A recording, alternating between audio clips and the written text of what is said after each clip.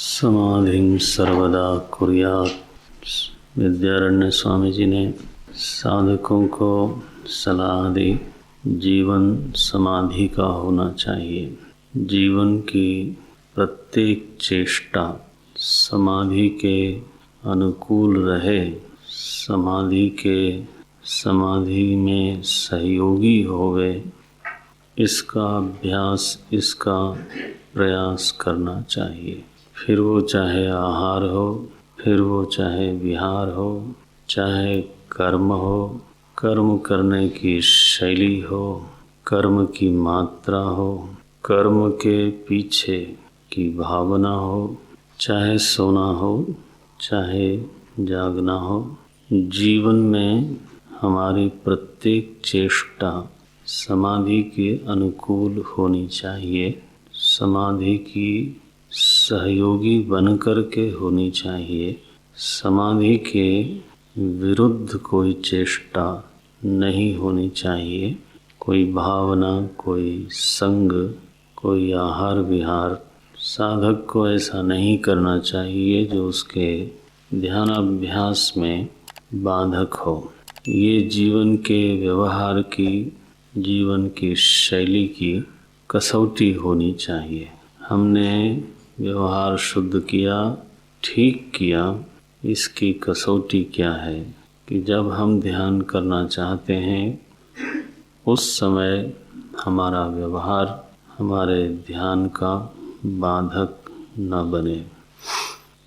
हमारे चुने हुए विषय में, सुने हुए विषय में, गुने हुए विषय में मैं अपना ध्यान सहज रूप से लगा सकूं, उसी विषय में ध्यान को रख सकूं, दीर्घ काल तक रख सकूं।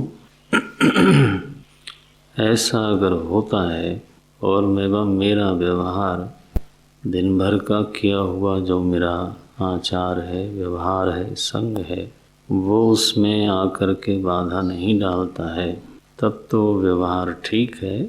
और यदि बाधा डालता है तो वो व्यवहार संसारी का व्यवहार है, साधक का व्यवहार नहीं है।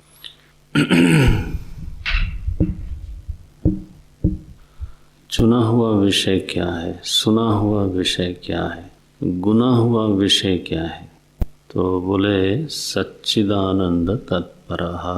हमारी जो वृत्ति है, जो हमारा ध्यान है, वो सत तत्व की ओर उन्मुख हो, चेतन तत्व की ओर उन्मुख हो और आनंद स्वरूप आनंद तत्व की ओर उन्मुख होवे, उसी में लगा रहे। ध्यान की परायणता सच्चिदानंद प्रभु की ओर रहे। यही वेदांत का ध्यान है। तो कल हम बात कर रहे थे कि ध्यानाभ्यासी के दो दायित्व हैं।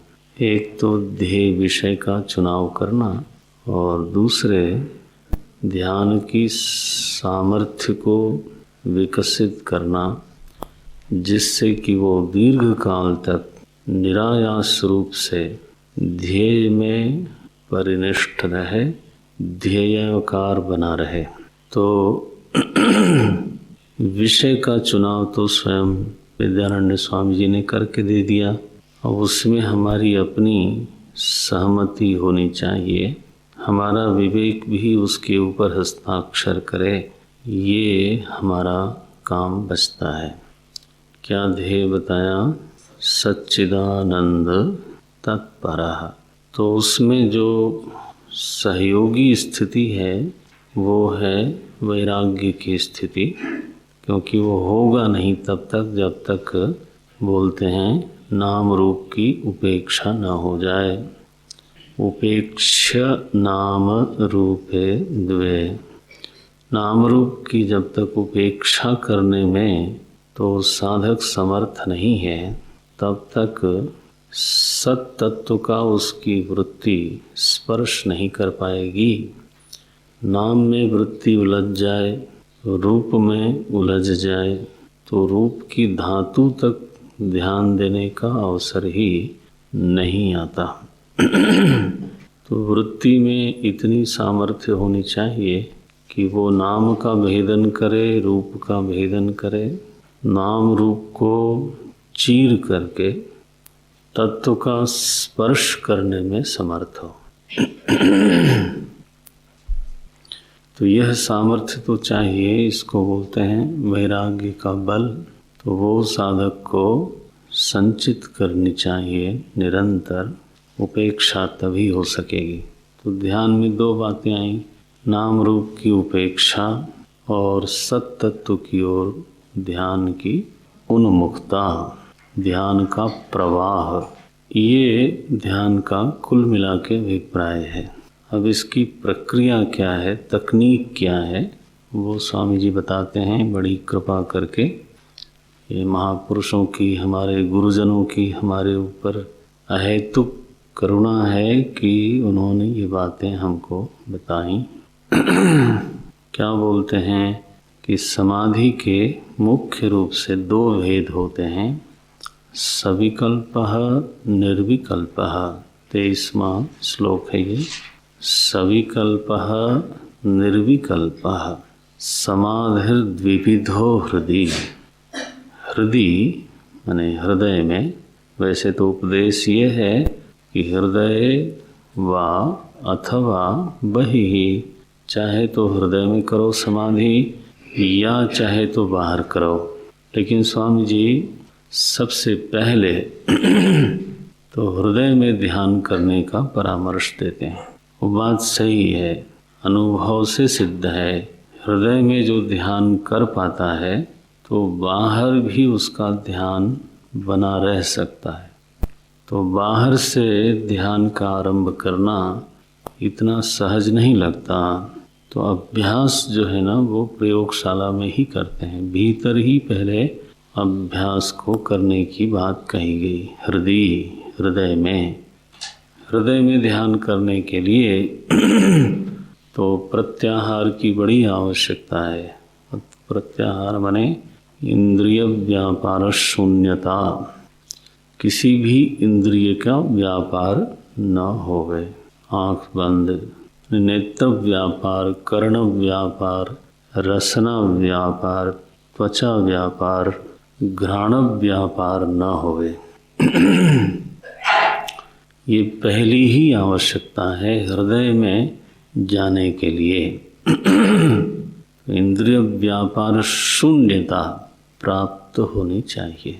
तो श्रुति में इसको बोलते हैं यच्छेत वांग मनसि प्राज्ञा। हे बुद्धिमान साधक, क्या करो, बोले वाग व्यापार को, वाग उपलक्षित समस्त इंद्रियां, तो समस्त इंद्रियों के व्यापार को मन में डाल दो।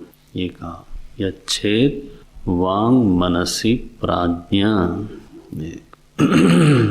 तो हृदय में ध्यान करें। क्या विभाग है, बोले दो विभाग हैं उसके।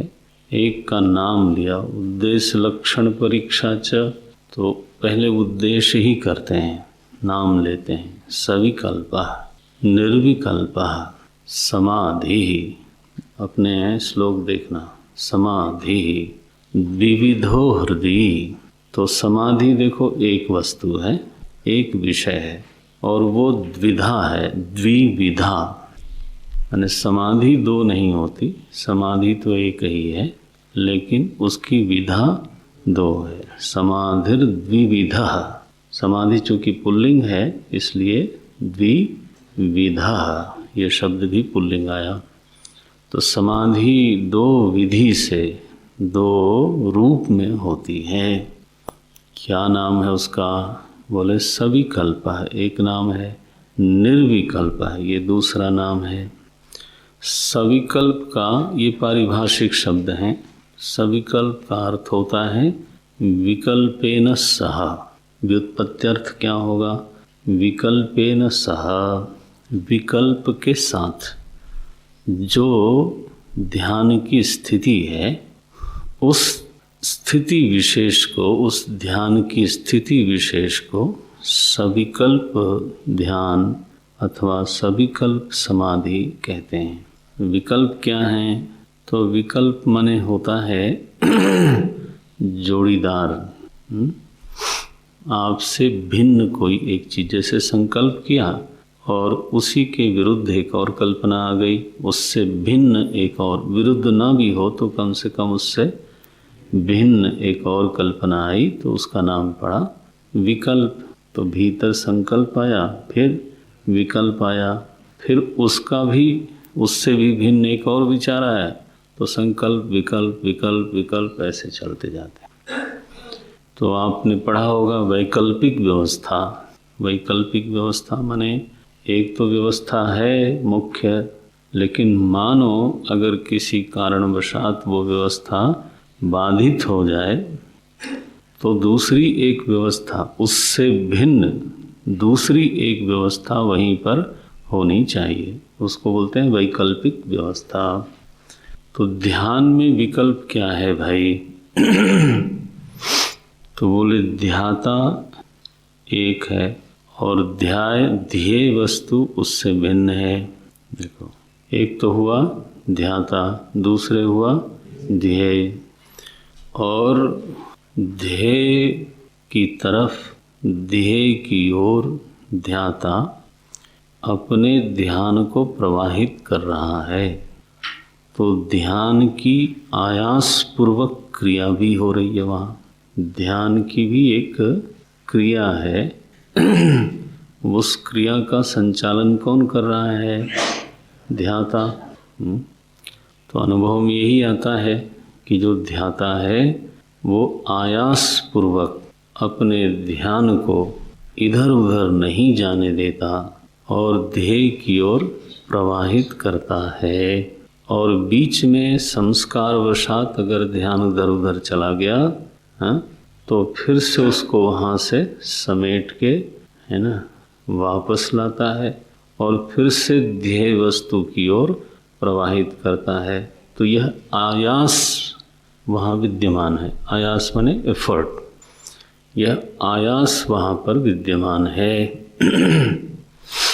ध्यान मानो ध्याता का एक साधन है और उस साधन का वो संचालन करता है।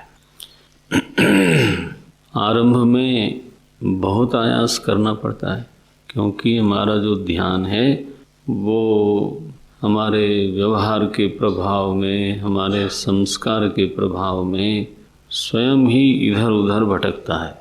ये ऐसा भी हो सकता है जैसे तो फुटबॉल के क्रीड़ा क्षेत्र में जैसे खिलाड़ियों का कोई क्रीड़ा कंदुक हो, है ना, एक ने पैर मारा तो वहाँ गया, दूसरे ने पैर मारा तो वहाँ गया, तीसरे ने पैर मारा तो वहाँ गया।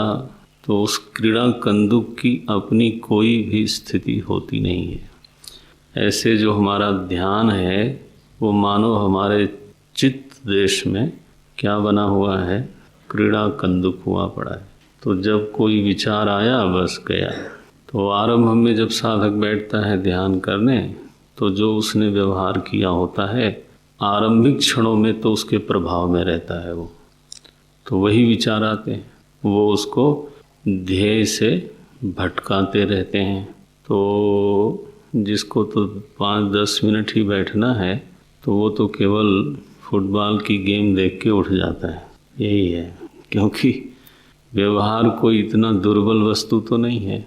सरफेस पे लोग ऐसे भाषा में आजकल बोलते हैं कि सरफेस पे तो पहले वही सब विचार आते रहते हैं जो अभी अभी आपने व्यवहार में किया है। ये फिर धीरे धीरे धीरे धीरे वो शांत होते हैं, तब चित्त ठहरता है और उसको ध्यान आता है कि नहीं, मैं ध्यान करने बैठा हूँ और मेरा कोई एक ध्येय वस्तु भी है। ये माने ध्यान नाम का जो साधन है वो ध्याता के हाथ में आता है, मानो कि लाओ अब आप संचालन करो मेरा, अब मैं थोड़ा समाहित हो गया। ये तो कई बार साधक इस स्थिति से खिन्न हो जाता है। महर्षि पतंजलि ने इस सारे ही विघ्नों का वर्णन किया है बहुत विस्तार से, फिर उस पर टीकाएं हैं। तो सोते समय मुझे कोई कभी कभी ये बातें सुनाते रहते हैं लोग, अब मैं ही पूछता रहता हूँ। तो व्याधिस्त्यान व्याधिस्त्यान संशय प्रमाद आलस्य स्वांगम विरति भ्रांति दर्शन अनुपलब्ध अलब्ध भूमिकत्वम, ये ना है अनुवस्थितत्वम। ये सूत्र है योग दर्शन का। तो बोलते हैं ये अलब्ध भूमिकत्वम, मन को कोई भूमिका ही नहीं मिलती, ऐसा होता है। अनवस्थितत्वम, मानो कहीं मिली भी तो उसमें अवस्थान ही नहीं होता, एकदम भाग जाता है। खिन्न हो गया तो उसको स्त्यान बोलते हैं। अथवा थके हैं, अथवा अधिक आहार कर लिया, अथवा बहुत अभ्यास कर लिया सोने आदि का, तो प्रमाद। वो ध्यान में प्रायः शुरू में सभी साधकों को होता है, सीनियर साधक भी सो जाते हैं, इसलिए ग्लानि नहीं करनी चाहिए, लेकिन उससे निकलना चाहिए। निद्रा जो है बहुत बड़ा विघ्न माना गया शास्त्र में। अगर वो छोटी बात होती तो उल्लेख भी नहीं करते, लेकिन होता है। प्रमाद, आलस्य और कभी कहाँ संशय। अब अभ्यास में ही संशय हो गया कि इससे क्या होगा, लो क्यों मैं बैठता हूँ रोज। कभी भ्रांति दर्शन हो गया, जो ध्येय वस्तु है तो उसके विषय में कोई भ्रांति हो गई, कुछ और ही देख के खुश हो गए, महाराज माया महारानी ने वहीं पकड़ लिया, भटक लिए। इस तरह के विघ्न हैं और उसके फिर प्रकटीकरण भी हैं। वो योग सूत्र हमारे मनोविज्ञान का, वैसे है वो अध्यात्म का ग्रंथ, लेकिन मन के बारे में जितनी बातें वो बताता है, पता नहीं मनोवैज्ञानिक लोग उतना जानते भी हैं कि नहीं। ये स्वांगमेजयत्वम कैसे भाई? दुख दौर्मनस्य, जोर से बोलियो। दो अभ्यासी दोनों में से कोई पूरा नहीं बोलता। और भी है ना, क्यों महात्मा? ये प्रकटीकरण है, माने ध्यान नहीं लगने का, माने बाधित होने पर ये 4-5 उसके प्रकट रूप हैं। उसमें से हाँ, श्वास प्रश्वास, दीर्घ सांस लेना, ऐसे ये भी लक्षण है कि ध्यान आपका बिल्कुल बाधित हो रहा है। ये ऐसे कभी आप बैठते हैं तो सुनाई पड़ता है ना, अभी कम सुनाई देता है। एक दिन मैंने आप लोगों से निवेदन किया था कि आवे तो भी थोड़ा संभाल लो, नहीं तो बड़ा विघ्न लगता है। भीतर दुख हो गया, दौर्मनस्य माने मनुष्य, दौर्मनस्य माने खिन्नता आ गई। ये न समझना वो जो व्यवहार में महिमा मंडन बहुत होता है कई बार, कि जब भी आप ध्यान करोगे मज़ा ही आएगा, ऐसा कोई भ्रम नहीं है हमारे आचार्यों को। दौर्मनस्य भी हो सकता है। और ध्यान बाधित हो गया तो स्वांग में जयत्वम, अपने अंगों पर हमारी विजय नहीं रहती, फिर आसन ठीक से नहीं लगता, फिर हाथ संचालन करते रहते हैं, फिर कहीं खुजली हो जाएगी, फिर कहीं पैर हिलना शुरू करेगा। ये सब क्या है? प्रकट लक्षण हैं कि ध्यान की स्थिति बन नहीं रही है। ये जो आसन है ना, बड़ा विचित्र मामला है। मन शांत हो तो आसन लग जाता है, मन अशांत हो तो आसन ही नहीं लगता। परस्पर सहायक हैं ये, आसन लग जाए तो मन शांत हो जाए, वो भी सही है। अन्योन्य सहायक हैं, परस्पर सहायक हैं ये। पेट साफ हो तो आसन लग जाएगा। आप करोगे ना तब ये पता चलेगा कि हर एक चीज का संबंध बनता है ध्यान से। अगर तो पेट साफ है आसन लग जाएगा, पैर सद जाएंगे। जिस दिन पेट साफ नहीं है आप बैठ के देखो, जो अच्छा अभ्यासी है वो नहीं बैठ पाता उस दिन। ये देखो, जो आसन करने वाले लोग हैं उनका अनुभव होगा। मैंने बैठने की बात नहीं, आसनों की बात कर रहा हूँ। जिस दिन पेट साफ ना हो उस दिन आसन ठीक से नहीं हो पाते, माने जितनी लचक हो सकती है उतनी हो नहीं पाती। तो साधक अपने शरीर में उसका परिणाम तुरंत ही देख लेता है कि आज ऐसा हुआ। ध्यान का एक बड़ा विघ्न बताया व्याधि। अब रुग्ण शरीर हो गए हमारे दुराचार की वजह से, तो फिर ध्येय वस्तु क्या बनेगी? ये तो बड़ी मदद करी है आचार्यों ने। तो कहना ये है कि ध्यान, एक बोलना नहीं चाहता था लेकिन अब वो शब्द आ रहा है दिमाग में बार बार तो बोलता हूँ। माने थोड़ा घटिया सा दृष्टांत है। ड्राइवर के हाथ में गाड़ी हो ना, और पूरा उसका कंट्रोल हो तो लक्ष्य तक पहुंच ही जाएगा। तो ये जो ध्याता है ना, वो इसलिए मैंने कहा ये घटिया सा दृष्टांत है, मुझे जमता नहीं है, लेकिन चूंकि अब विषय साफ हो जाएगा शायद, तो इसलिए बोलता हूँ। ध्याता एक ड्राइवर की तरह है, और जो ध्यान है ना, ये आपकी गाड़ी है, मोटर गाड़ी है, और मंजिल तो सच्चिदानंद तत्पर है। तो चालक बोलते हैं ना ड्राइवर को, हिंदी में क्या बोलते हैं? वाहन चालक, आप चालक कह लो। तो परिचालन तभी बनता है जब आपके ब्रेक, आपकी सब कुछ ठीक हो, आपके हाथ में वो चीज़ हो। तो विकल्प क्या है? 3 एक दूसरे से भिन्न चीज़ें दिखाई देती हैं, ध्याता, ध्यान और ध्येय। तीनों की स्थिति बनी ही रहती है। मैं ध्याता बैठा हूँ, आफ्टर ऑल ध्यान करने बैठे हो तो ये वृत्ति तो रहेगी, मैं ध्याता बैठा हूँ, तो अहम में ध्याता भाव, और मेरा ध्यान लग रहा है नहीं लग रहा है, इसको लगाना है। ये तो ध्यान नाम की एक चीज़ है जिसका मैं परिचालन कर रहा हूँ। तो ये उससे भिन्न दूसरा विकल्प हो गया। और उससे भिन्न एक और विकल्प है, कहाँ परिचालन कर रहे हो? बोले ध्येय की ओर। वो ध्येय कौन है? जिसका मैंने खुद चुनाव किया है, जो मेरा चुना हुआ है। कैसे चुना? बोले सुन के चुना, गुन के चुना। तो ये शब्द क्वाइन हुआ, ये शब्द गढ़ा हुआ, फिर मिला हमें, यानी गढ़ते गढ़ते गढ़ा गया। ध्येय क्या है? बोले जो चुना हुआ है, सुना हुआ है और गुना हुआ है। ये चुने हुए, गुने हुए, सुने हुए ध्येय में ध्यान को प्रवाहित करना ध्यान है। ध्यान की फिर ऐसी परिभाषा बनती है, चुने हुए, सुने हुए, गुने हुए ध्येय वस्तु में अपने ध्यान को निर्बाध रूप से प्रवाहित करना ध्यान है ये। अच्छा, तो विकल्प के साथ जो ये स्थिति है, विकल्प माने अब साफ हो गया होगा, जहाँ पर ध्याता है, ध्यान है और ध्येय है, उसको बोलते हैं सविकल्प। निर्विकल्प किसको बोलते हैं? बोले निर्गतः विकल्पः यस्मात्, जिसमें से विकल्प निकल गए, निर्गतः विकल्पः। बहुवचन करना हो तो आप निर्गताः विकल्पाः ऐसा बोल सकते हैं। जिसमें से विकल्प निकल गए, विकल्पों का अभाव हो गया। अब इसका क्या अभिप्राय है? यह विषय आपको जब वेदांत सार पढ़ाया जाएगा तो थोड़ा ज़्यादा विस्तार से पढ़ने को मिलेगा, लेकिन अभी आप इतना समझ लो कि ध्येय में ध्याता की जब पूरी तन्मयता बन जाती है, तो उस तन्मयता का परिणाम यह है कि ध्याता स्वयं को याद नहीं रख पाता। ध्याता स्वयं को भूल जाता है कि मैं हूँ कि नहीं हूँ।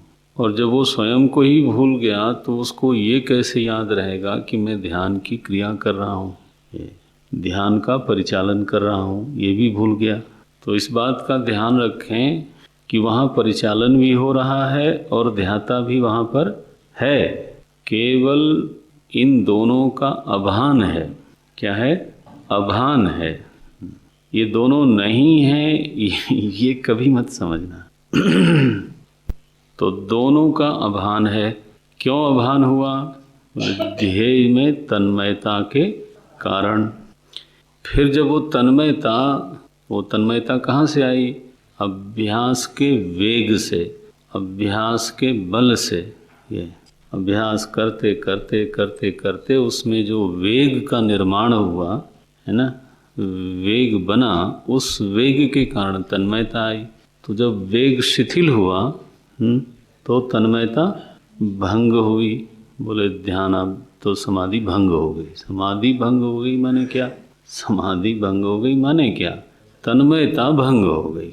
तन्मयता भंग हुई, इसका क्या मतलब?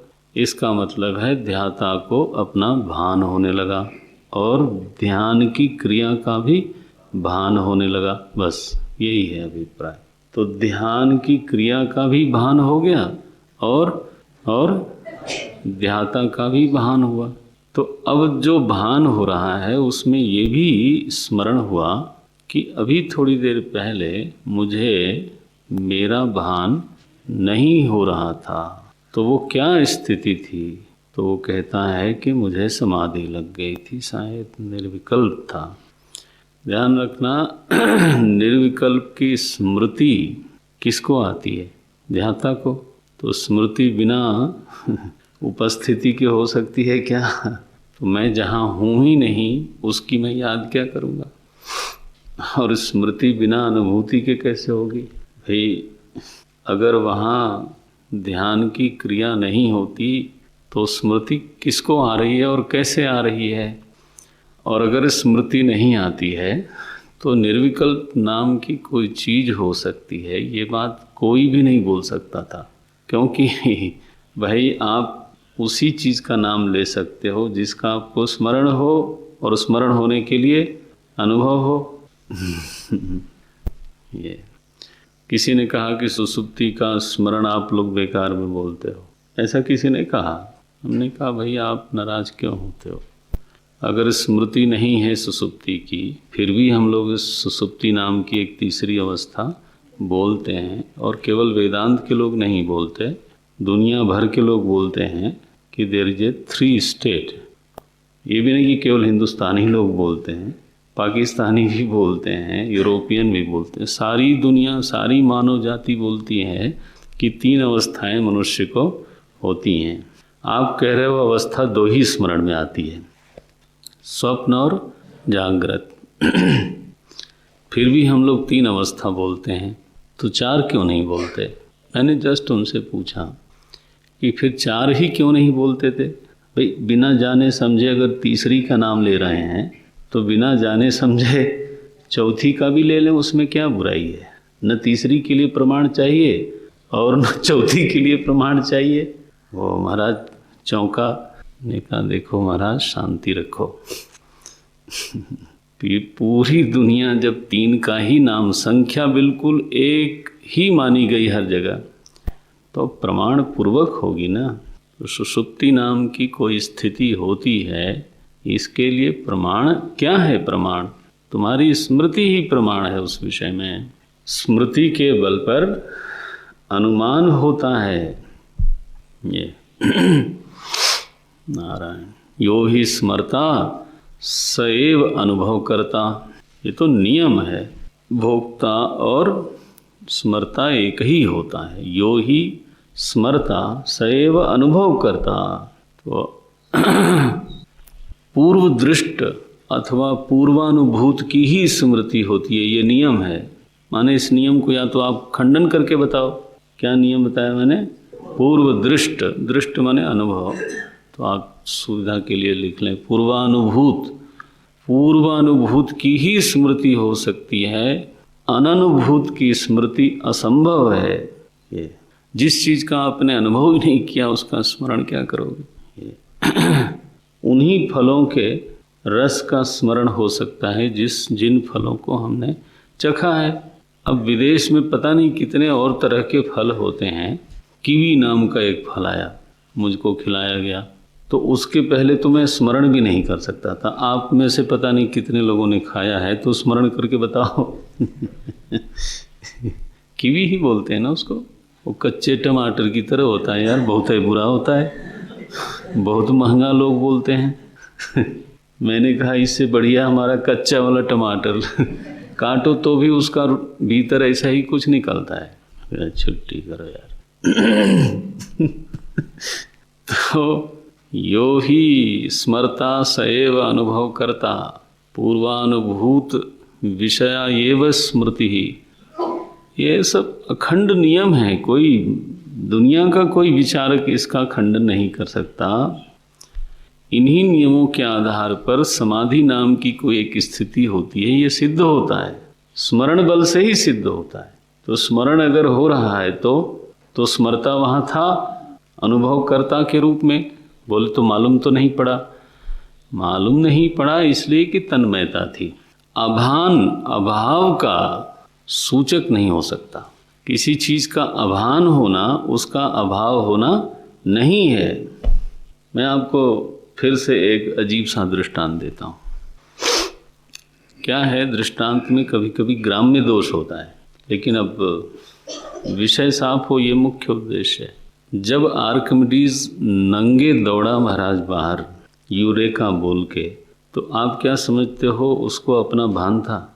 बिल्कुल नहीं हो सकता। जिस क्षण उसको अपना भान हुआ, हाँ, ओ महाराज भागा बाथरूम में सी, उसको अगर अपना भान होता तो वो नहीं कर सकता जो उसने किया तो वो क्यों अभान? उसको अपना, दौड़ता हुआ व्यक्ति उसको अपना भान नहीं है, और बोलता हुआ व्यक्ति उसको ये अपना भान नहीं है। तो जब अपना भान नहीं है तो क्रिया का भान होगा क्या कि मैं कर क्या रहा हूँ? भागा वो, जैसे ही भान हुआ, हाँ, निर्विकल्प टूट गया उसका, भागा, इतिहास बन गया। ये है सो अपने अभान का हेतु अभाव नहीं है, ध्येय में तन्मयता है। जितनी गाढ़ी तन्मयता उतना ही अभान। ये तो निर्विकल्प का अभिप्राय क्या हुआ कि जिस अवस्था विशेष में विकल्पों का अभान हो जाता है, केवल ध्येय वस्तु में तन्मयता शेष रहती है, उस अवस्था विशेष को निर्विकल्प समाधि बोलते हैं। तो दो समाधियों की परिभाषा तो बन गई, सविकल्पः निर्विकल्पः। अच्छा प्रसंग आ गया, थोड़ा और बोल देता हूँ इस पर। योग दर्शन में अगर दृष्टा में निर्विकल्प समाधि लगी है, माने ध्येय वस्तु अगर दृष्टा है, ध्यान रखना योग दर्शन में भी निर्विकल्प कहीं भी लग सकती है, जरूरी नहीं कि वो दृष्टा में ही लगे।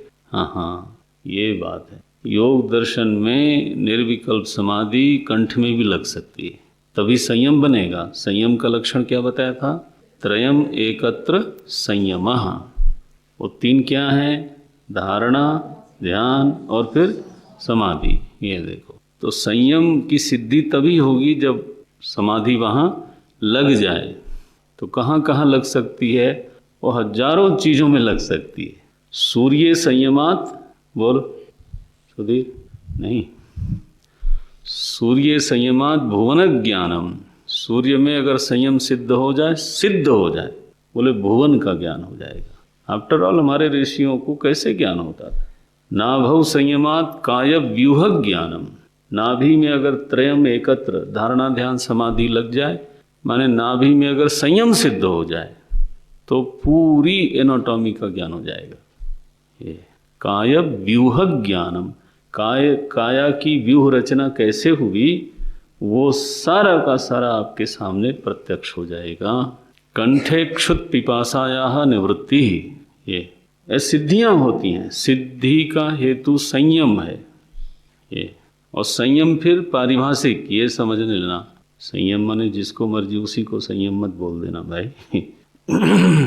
त्रयम एकत्र संयम। तो इसलिए हमारे यहाँ समाधि कोई ऐसी चीज नहीं है जो हमेशा आत्मा में लगती हो। ये सब जो लोग नहीं पढ़ते उड़ते, वो उनकी अपनी कल्पनाएं होती रहती हैं, और अपनी सुखद कल्पना में आनंद ले।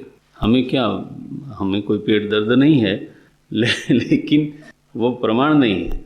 सो अगर दृष्टा में समाधि लग गई, दृष्टा में, तो योग दर्शन में उसको निर्बीज समाधि भी बोलते हैं। निर्बीज, वेदांत में उसको नहीं स्वीकार करते। हमारे वेदांत दर्शन में वो कहते हैं अवस्था कोई निर्बीज नहीं हो सकती। और इसलिए ये जो समाज में ना कुछ अजीब सी समझ हो गई है वेदांत की, एक चीज़ का बहुत महिमा मंडन हो गया, और वेदांत का जो सिद्धांत है वो सामने ही नहीं आता लोगों के। वेदांत ने कहा निर्विकल्प अवस्था कभी सभी निर्बीज नहीं हो सकती। वो हेतु दिया, भाष्यकार ने तो भाष्य में इसका खंडन किया। वो बोलते हैं भाई एक चीज़ लगी, तन्मयता बनी और फिर टूटी, तो तोड़ने वाली जो शक्ति थी वो उसी अवस्था में विद्यमान थी कि नहीं थी? देखो, बीज रूप से उसी अवस्था में तोड़ने वाली शक्ति, हाँ, विद्यमान थी, और तभी तो टूटी।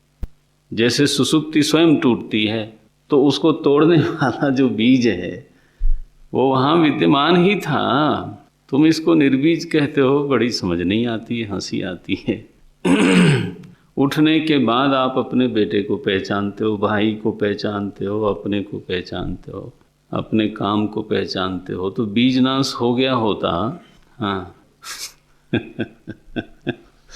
ये देखो बच्चों का खेल नहीं, सिद्धांत जो है बिना वैचारिक कसौटी के हम स्वीकार नहीं कर सकते। जब पूरे प्रपंच का बीज वहाँ सुरक्षित नहीं होता तो उठने के बाद लोगों को पहचानते कैसे? इसलिए शांति रखो। ये निर्बीज तो ज्ञान ही कर सकता है। सर्वम कर्माखिलम पार्थ ज्ञाने परिसमाप्यते, ज्ञानाग्नि सर्वकर्माणि भस्मसात् कुरुते अर्जुन। बीज को भून देना, नष्ट करने की क्या जरूरत है? प्ररोह सामर्थ्य न बचे, ये तो ज्ञान से होता है। क्या बात। और ये हमारा कोई क्या बोलते हैं, हमारी पार्टी नहीं है ये। पार्टी वार्टी का चक्कर नहीं है, सत्य से ही हमारा प्रेम है। और चाहे अगर ये गलत निकल जाए तो हम उसको छोड़ देंगे। मत मतांतर से विवाह नहीं किया, सत्य से ही संबंध है बस, चाहे वो जिस पक्ष में जाता हो। साधक को मत के साथ विवाह करने की कोई जरूरत नहीं है, बिकना नहीं है, सत्यनिष्ठ होना है भाई। तो देखो ये स्थिति बनी। तो अवस्था दो हैं समाधि की, सविकल्पः निर्विकल्पः। समाधि द्विविधा कुत्र हृदि। अब बोलते हैं यह जो सविकल्प है ना, पुनर्द्विधा। दृश्य शब्दानुविद्धेन सविकल्पः पुनर्द्विधा। बोले सविकल्प फिर से दो प्रकार की हो जाती है। तो मूल अंतर है सविकल्प और विकल्प का। फिर सविकल्प में दो विधा है, दो विभाग हो जाता है, दो प्रकार की। सविकल्प दोनों कहलाएंगे लेकिन उसका दो रूप है। पुनः द्विधा। अच्छा जी, क्या है वो रूप? क्या है? बोले एक है दृश्यानुविद्ध सविकल्प समाधि। इतना बड़ा शब्द बनेगा, दृश्यानुविद्ध सविकल्प समाधि। दूसरा बनेगा शब्दानुविद्ध सविकल्प समाधि। अब देखो ये वेदांत के ध्यान की विशेषता है। मानिए जो शब्द हैं वो वेदांत के ही ध्यान में आते हैं, ये षटचक्र वगैरह के ध्यान में नहीं आते, अथवा निरोध प्रक्रिया में नहीं आते। वृत्ति निरोध की प्रक्रिया में ये शब्द नहीं आएंगे। ये शब्द वेदांत के अपने हैं। क्या है? दृश्यानुविद्ध सविकल्प समाधि और शब्दानुविद्ध सविकल्प समाधि। बोले महाराज दृश्यानुविद्ध और शब्दानुविद्ध ये भी उद्देश्य मात्र हो गया, लक्षण बताना पड़ेगा। ये तो नाम बताया ना। तो दृश्यानुविद्ध समाधि कैसे की जाती है, किसको बोलते हैं दृश्यानुविद्ध समाधि? बहुत बढ़िया है। जो साधक लोग हैं, ध्यानाभ्यास करते हैं, करना चाहते हैं, उनके लिए बहुत अमृत की बात है। तो 24वें श्लोक में आरंभ किया उन्होंने। क्या बोलते हैं? कामाद्याः। 24वां श्लोक देखिए अब आपके पास। तो श्लोक की पूंजी है, उसको संभाल के रखना, उसी पर चर्चा होनी है। कामाद्याश्चित्तगा दृश्याः। अब दृश्याः, दृश्यानुविद्ध समाधि का विवरण कर रहे हैं। तो दृश्य क्या हैं? तो बोले बाहर के दृश्यों की मैं इस समय बात नहीं कर रहा हूँ। साफ साफ शब्दों में कौन से दृश्य? क्योंकि हृदय में समाधि बताई जा रही है ना, हृदय में। तो हृदय में फिर बाहर के दृश्यों की बात कैसे करेंगे? तो बोलते हैं चित्तगाः दृश्याः। ध्यान करने बैठा साधक तो समम काय शिरोग्रीवम, बिल्कुल आसन ठीक लगाया, प्राणों को सम किया, चित्त समाहित हुआ। और धीरे धीरे धीरे धीरे जब सूक्ष्मता सिद्ध हुई तो मन जो है ना वो उसको साफ साफ दिखने लगा। तो वृत्तियों का आना, उठना, जाना, एक वृत्ति का दूसरी वृत्ति से कैसा संबंध है वो दिखाई देता है। एक वृत्ति दूसरे का विरोध भी करती है, सहयोग भी करती है। विचित्र विचित्र लीला होती है। ये जो लोग चमक दमक देखना चाहते हैं भीतर, उनकी कहानी अलग है, और जो है उसी को देखना चाहते हैं, समझना चाहते हैं, उनकी कहानी बिल्कुल अलग है। वो है को देखना चाहते हैं, बना के कुछ देखना नहीं चाहते। ये निर्माण प्रक्रिया बिल्कुल अलग है, प्रमाण प्रक्रिया अलग है। प्रमाण जो वस्तु जैसी है उसको दिखा देता है, निर्माण जैसा आप चाहते हो वैसा बना देता है। ये तो भीतर अब हमारे एक इच्छा है कि नीली नीली रोशनी निकले, अब करो निर्माण, फिर तो निर्माण प्रक्रिया हो जाएगी। वो लोग देखते हैं, बोले ठंडा ठंडा नीला नीला प्रकाश, कोई बहुत कठिन नहीं है, आपको मैं कह सकता हूँ इतना कठिन नहीं है। सब क्या बोलते हो, झनका मन का ऐसे कोई खास बात थोड़ो, इसमें थोड़ा अभ्यास करो, इसमें उसका लाभ क्या है इतना है नहीं। वृत्तियों का प्रवाह ऐसा दिखाई दे जैसे आपको खुली आंख से अपना हाथ दिखता है, इतनी सूक्ष्मता आपको प्राप्त हो जाए तब समझो दृश्यानुविद्ध समाधि की योग्यता आ गई। हाथ का उठना दिखता है, गिरना दिखता है, चलना दिखता है, से वृत्तियां निरंतर ही प्रवाहमान हैं, फिर वैसे नहीं दिखती जैसे हाथ दिखता है, दिखनी चाहिए। सो चित्तगाहा दृश्या, भीतर देखो एक वृत्ति कई बार दूसरी किसी वृत्ति को जगाने वाली होती है। तो इस रहस्य को जो लोग समझ लेते हैं और ऐसी चीज़ याद आती हो जो अटपटी हो, तो उसको याद कराने वाली वृत्ति से बचते हैं पहले। ये भीतर की जो दुनिया है यही फिर बाहर चलती है। प्रसंग उठने पर, बाहर जब उत्थित व्यवहार हो रहा हो तो प्रसंग उठने पर उसी प्रसंग से संबंधित वृत्तियां याद आती हैं। एक दिन मैं बैठा था, नहीं चलते समय किसी ने प्रेत की चर्चा की है ना, उस दिन करी ना चर्चा, तो एक को याद आया, फिर दूसरे को याद आया, फिर तीसरे को भी याद आया। तो मैंने, कोई बगल में शायद रुपेन था या काला रुपेन था, मैंने कहा देख लो तत्संबंधी सजातीय वृत्ति अब सबको बन गई है, सब लोग अपने स्मृति के खजाने में से निकाल निकाल करके भेंट चढ़ा रहे।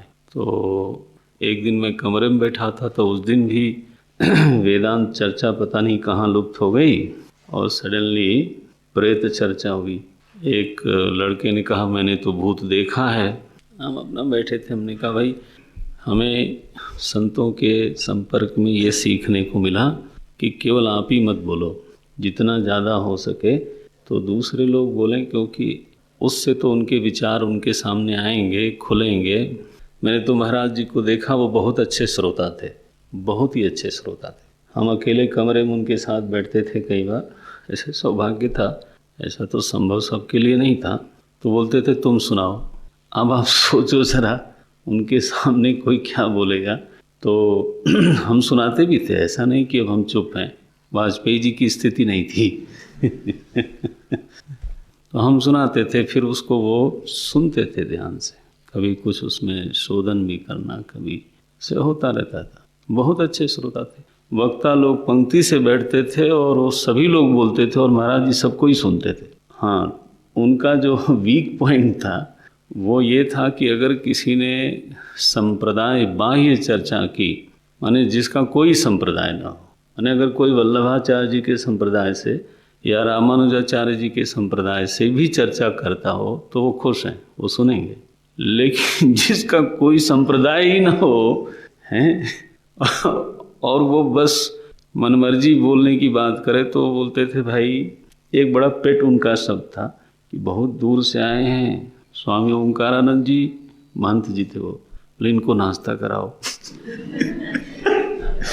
जब वो ये बात कहते थे तो लोग समझ जाते थे कि इनको बात नहीं जमी ऐसे रामा बोले भाई कोई तो एक विचार का अनुशासन होना चाहिए, एक थॉट डिसिप्लिन होनी चाहिए। संगीत में जैसे बोलते हैं कि उसका घराना होना चाहिए। बोले नहीं तो मैं ही अपना ही गाऊंगा, तो तू बाहर जाके गा ये नहीं। तो हमने प्रेत चर्चा सुनी उस दिन, और साधक लोगों ने पता नहीं कितनी पुरानी स्मृतियां बाहर निकाल निकाल के प्रकट की कि हाँ प्रेत होता है। पेड़ को लिपट करके बैठा था, खड़ा था, इतना ही मुझे स्मरण है। और फिर मैं शायद अंदर चला गया और ये लोग अपना चर्चायाम निमग्न होता है। तो क्या हुआ, इसका मतलब कि स्मृति का उत्थापक एक वृत्ति होती है, वो किस प्रकार की स्मृति जगाती है, दूसरी वाली वृत्ति किसकी स्मृति जगाती है, इस रहस्य को भी पहचानना है भीतर भीतर। बाहर उसका बड़ा लाभ होता है। अपने आप स्मृति निर्हेतुक तो नहीं आती ना। किसी की स्मृति कभी भी आ जाए, ऐसा हो तो पागल हो जाओगे। स्मृति के आने का भी कोई कारण होता है। उन कारणों का संचालन ठीक से कर ले तो आपको वांछित स्मृति आएगी और अवांछित नहीं आएगी। नारद जी महाराज को अपने अखंड ब्रह्मचर्य का बड़ा अभिमान हो गया। तो शिव जी से कहा जाके उन्होंने, तो हमारे मालिक साहब ने कहा कि देखो आपको तो वैसे ही नहीं भूल रहा है, ये पूरी कथा आपको याद है, पूरी की पूरी काम कथा। अब भगवान विष्णु से तो कहना नहीं, और मान लो सौभाग्य से अगर आपको भूल गया हो, ये भूल गया हो, या आप नहीं कहना चाहते हो ये प्रसंग, तो विष्णु भगवान बड़े कौतुकी हैं। वो तो प्रसंग चलावेंगे माने आपको कहीं न कहीं जगावेंगे कि शुरू करो महाराज। तो शिव जी महाराज ने कहा, चलेहु प्रसंग दुरायहु तबहु। प्रसंग चलाया जाए तो भी तुम जरा ध्यान रखना, भीतर ही रख लेना, आगे मत बढ़ना, नहीं तो कुछ गड़बड़ हो सकती। इसका मतलब क्या कि प्रसंग चलाने पर स्मृति एकदम फुरफुराती है, और स्मृति के साथ साथ वाणी, व्यवहार काल में वाणी, बस शुरू हो गए हम भी। वृत्ति का वाणी से बहुत संबंध है, बहुत ही गहरा संबंध है। तो विचार को वाणी कह दिया गया। आपको कभी ध्यान गया? विचार को वाणी नहीं कहा गया, ध्यान नहीं है। सरस्वती जी को क्या बोलते हैं? वाणी। मूलतः क्या है वो? विचार, ज्ञान की देगी। इस समय जो मेरी वाणी पर चढ़ चढ़ के बाहर प्रकट हो रहा है वो क्या है? विचार। एक रूप हो गया।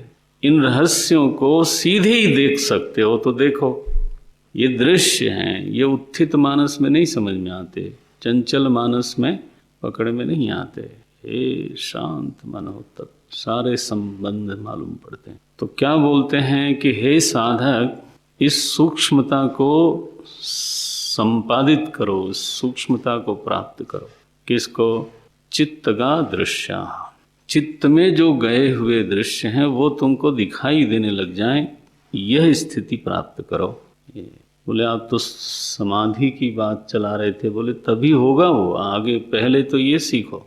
चित्तगाः दृश्या केते, वो दृश्य क्या हैं? बोले कामाद्याः, काम इत्यादि। काम इत्यादि माने चौथा श्लोक। देखो ये आचार्य हमसे आशा करते हैं, 24वें श्लोक में जाके आशा करते हैं कि चौथा तो इसको जरूर ही याद होगा। तो काम आदि, तो काम आदि से पूरा श्लोक आप याद रखो। काम संकल्प संदेहौ श्रद्धा श्रद्धे धृति तरे ह्रीर धीर भीर ऋत्येवमादीन। ये देखा आपने? तो हम लोगों को ऐसा विद्यार्थी होना है। हमारे गुरुजन लोग ऐसी आशाएं करते हैं और इसी हिसाब से बोल देते हैं। कामाद्याः, कामाद्याः माने वो सारी वृत्तियां, काम, संकल्प, संदेह, श्रद्धा, अश्रद्धा, धृति, इतरे, ह्रीहि, ह्रीहि माने लज्जा, धी, भी, ये जो भीतर हमारी मनोवृत्तियों का एक संसार है, ये क्या है? बोले ये चित्तगाः दृश्याः, ये चित्त में भासने वाले चित्तगत दृश्य हैं, ये मालूम पड़ने चाहिए। हाँ, किसको मालूम पड़ते हैं? फिर इस पर ध्यान दो। लो, एकदम उड़ाया। किसको मालूम पड़ते हैं? तत्साक्षित्वेन चेतनम, जिसको मालूम पड़ते हैं उसका नाम है चेतन। चेतन, साक्षी शब्द में अटकना नहीं है, चेतन में पहुंचना है। साक्षित्वेन, ये तो करण विभक्ति है। चेतनम, जो ध्यान का ध्येय बनेगा वो कौन बनेगा? चेतनम। साक्षी शब्द नहीं, साक्षी शब्द सहारा बन रहा है। दृश्य का, दृश्य जिसको मालूम पड़ रहा है वह कौन है, उस पर ध्यान दो। बोले उसका, वो तो चेतन होगा, वो तो जड़ नहीं होगा। तो बोले वो पूरे विवेक को याद रखना जो पीछे हो चुका है। चेतनम ध्यायेत, किम ध्यायेत, ध्यान का विषय क्या हुआ? चेतनम, है ना, चेतनम। चेतनम ध्यायेत, ये है वाक्य। दृश्यम न ध्यायेत, दृश्यान न ध्यायेत, किम ध्यायेत, चेतनम ध्यायेत। कैसे ध्यान करें? बोले वो दृश्य के सहारे उसके दृष्टा का ध्यान करो। चूंकि दृश्य का सहारा लेकर के दृष्टा का ध्यान हो रहा है, इसलिए इस ध्यान का नाम रखा दृश्य अनुविद्ध। ये तत्साक्षित्वेन चेतनम ध्यायेत दृश्य अनुविद्धोयम समाधि, अयम दृश्य अनुविद्ध समाधि सविकल्पकः। इसी का नाम है दृश्य अनुविद्ध समाधि। तो दृश्य अनुविद्ध शब्द का अभिप्राय यह है कि इस ध्यान में जो आलंबन है वो कौन है? वो दृश्य है। दृश्य का आलंबन लेकर के, दृश्य का सहारा लेकर के, लेकिन ध्येय दृश्य नहीं है, आलंबन है दृश्य। दृश्य का आलंबन लेकर के दृष्टा का, चेतन का ध्यान करना। ऐसा बार बार बार बार बार बार करना, आधे घंटे, 15 मिनट, 1 घंटे। अब अगर आधे घंटे आप ध्यान करते हो तो ये वाला ध्यान, माने दृश्यानुविद्ध वाला जो ध्यान है, वो 5-10 मिनट से ज़्यादा नहीं होगा। आरंभ में तो जो मैंने कहा ना, जो उत्थित विचार हैं उनको शांत होने में ही 5-10 मिनट लग जाते हैं। वो इसलिए कहा दीर्घ काल तक बैठने का अभ्यास करें। अब तो 10 ही मिनट ध्यान की ताकत है, और 10 मिनट में वो सरफेस पे जो भगदड़ मची है केवल वही थोड़ी सी रुकती है, और पता चला हमारा ध्यान तो हो गया, अब उठो भाई। तब नहीं बनेगा। You have to give a sufficient time, और पर्याप्त समय लगता है तब जा कर के बात बनती। तो सतु नैरंतर्येण दीर्घ काल नैरंतर्येण सत्कार सेविता दृढ़ भूमि, ये योग सूत्र में कहा। नैरंतर्य माने बी रेगुलर, हफ्ते में 1 दिन नहीं। हाँ ये नहीं, अभ्यास वेग का संचय तभी हो पाएगा। तो नैरंतर्येण, फिर कहा दीर्घ काल, और फिर कहा इस साधना में आदर बुद्धि होनी चाहिए, सत्कार सेविता।